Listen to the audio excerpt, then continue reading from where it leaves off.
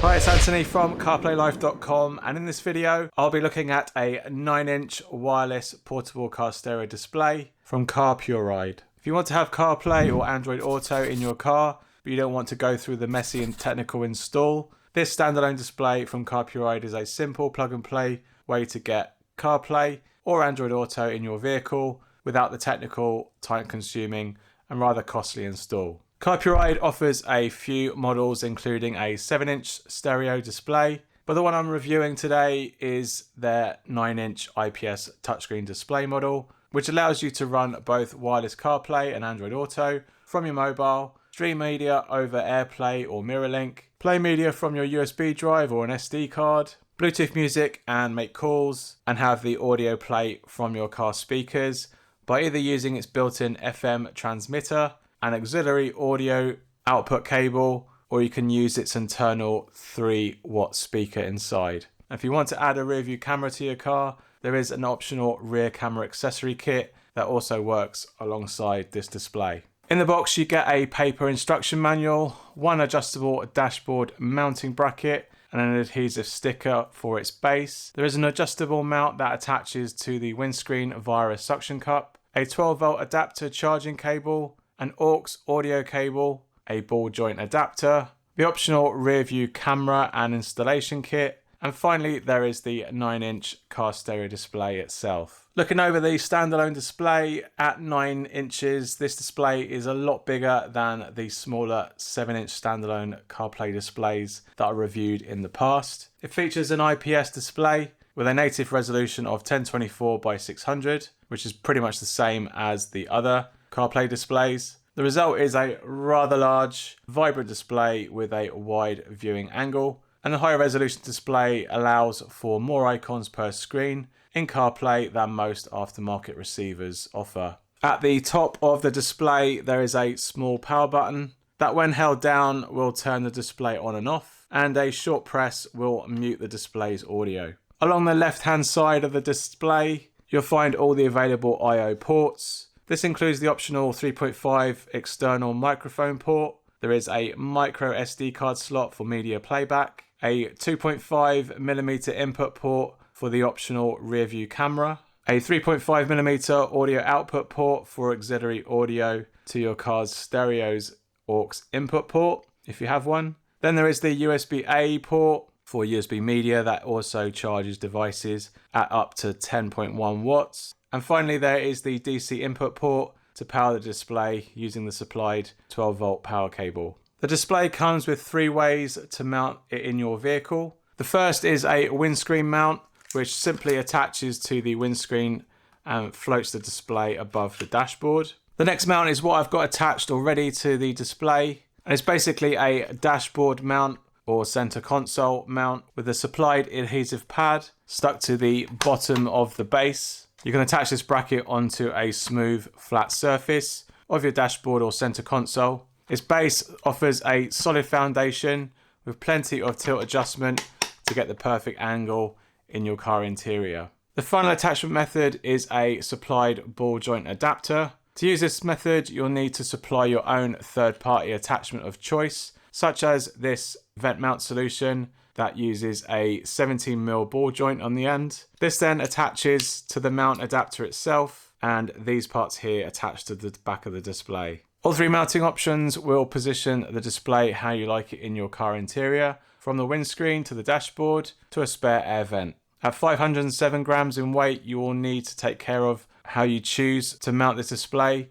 and what mounting option you choose to make sure the display remains stable and visible without too much distraction whilst you're driving. For me, I preferred mounting it on the air vent using the ball joint adapter along with my favourite air mounting solutions. This allows the display to sit lower off the dashboard and restrict less of my vision over the dashboard. And at 9 inches, this display can be rather large and distracting for smaller cars when it's positioned on top. Once powered up and running, you'll be presented with its main menu interface, which consists of a persistent status bar along the top that allows you to quickly return to the home screen, change volume levels, view time, check Bluetooth connection status, alter brightness, change its background wallpaper, and access help and support information. Below the status bar, you'll see 10 icons that lead to the various main functions of the display. None of these icons can be moved or hidden, and no doubt for legal reasons, some icons aren't named exactly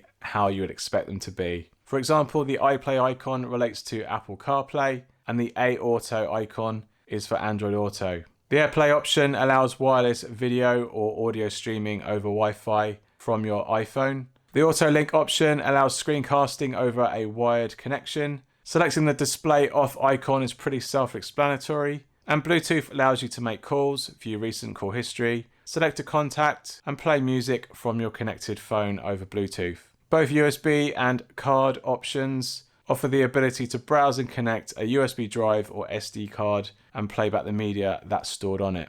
The FM trans option is how you can connect the display's audio to the FM radio in your vehicle. And finally, there is the settings area where you adjust and customize the display's functions and customize the rear camera's operation. Wireless CarPlay and Android Auto took around about 18 seconds and 12 seconds respectively to connect wirelessly to the display. After which, the experience was decent, reliable and responsive. With a higher resolution, CarPlay displays 10 icons per screen. However, due to how this display renders CarPlay, both wired and wireless, there are black borders running down either side of the CarPlay UI. And because of this, it squashes the display so that the icons look a little bit squashed widthways, which is a little bit of a shame. For Android users, this issue isn't present on Android Auto. Using CarPlay or Android Auto over a cable works just fine also, with boot up time in their respective platforms can come in around about 4 seconds. Sending audio from the display to your car stereo can be achieved in 3 ways. The first is using the built-in 3-watt internal speaker. This isn't a great solution as the speaker lacks power and volume.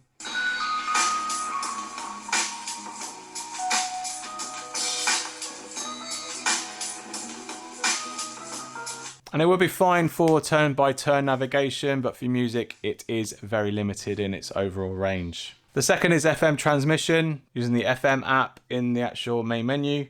You first select an FM frequency on your radio that is free from or has little reception noise. Then on the display itself, you dial in the same FM frequency, and once the power button on the radio interface is green, the display will cast the audio on the selected FM frequency, and then you'll hear the audio come out over your car speakers. Lastly, there is the cable connection. Using the supplied 3.5mm auxiliary cable, you can connect this cable from the display itself all the way to the auxiliary port in your car stereo and have a reliable audio connection to it. You can then set the stereo source to the auxiliary and you'll begin to hear the display's audio come through the car speakers. USB and SD card media playback was decent on the display. Playing back some complex and high bitrate test videos didn't have any loss in quality or any noticeable artifacts, and frame rates were also smooth and didn't have any noticeable frame drops. Music and photos played through just as well too. Wireless AirPlay for iPhone and the cable-connected Autolink for both iPhone and Android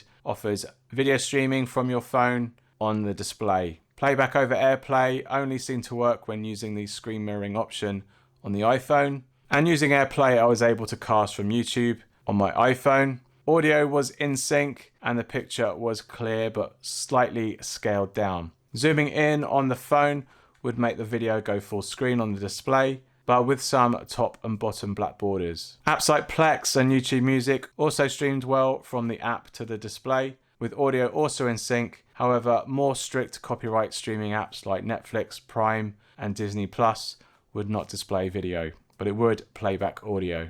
This Carpuride wireless portable car stereo display retails for $269.90 with the included rear camera kit, or $249.90 without. And this is from Carpuride directly, and they also sell some models on Amazon UK, DE and in the US too. With this particular 9-inch model currently selling on Amazon UK for £318 and also €318 in Germany. If you're looking for an easy and simple way to get CarPlay or Android Auto in your vehicle, then these standalone displays are a great solution. The 9-inch screen is very large, possibly too large for narrow windscreens or dashboard mounting. Personally, I think a lower vent mount solution would be better for medium to smaller vehicles, and you'll need to pay a little extra for a vent mount like this one that I'll also link to in the description down below. My time with the 9-inch display was good. CarPlay and Android Auto seem to function well, both wirelessly and wired. The main issue for CarPlay users is the rather odd squash display resolution that warps the whole CarPlay interface, whilst Android Auto users are free from this problem. Media file playback was great, and the casting wirelessly from YouTube over AirPlay on iPhone was also great too. Using Autolink, however, on Android with its app and cable connection did have some surprising audio sync delay issues from YouTube specifically. So overall, the video streaming experience for Android isn't as good or reliable as it is on iPhone. Bluetooth streaming seemed okay. Connecting my iPhone to it displayed the dial, recent calls and contact list menus. Bluetooth music playback was okay with volume being adjusted via the volume buttons on the device itself. The top status bar info and buttons were handy to have. However, I thought changing the background wallpaper and accessing help should have really been in the settings area for a more cleaner display. Display brightness, accessing Bluetooth, volume and home was very clear and easy to touch and navigate from. Throughout my time with this display, I did have a few crashes of the system now and again, which did require a restart of the whole display. This wasn't so easily repeatable though, and I didn't get it during Apple CarPlay or Android Auto. It was more around the Bluetooth and some media playback. So overall, this display from Carpuride is a good alternative to some of the other standalone car stereo displays that are out there. And it is an easy way to bring older cars and old stereos, or even an old hired car, into the future that can work well with today's smartphones for Apple CarPlay and Android Auto, as well as allow the ability to play back various media on it too. If you would like to check my review of another great standalone car stereo display, you can watch my video up right here, and hopefully I'll see you there. Thanks for watching though to the end of this video. Leave me a thumbs up or a comment if you have, and I look forward to seeing you again on the next one. Cheers. Bye.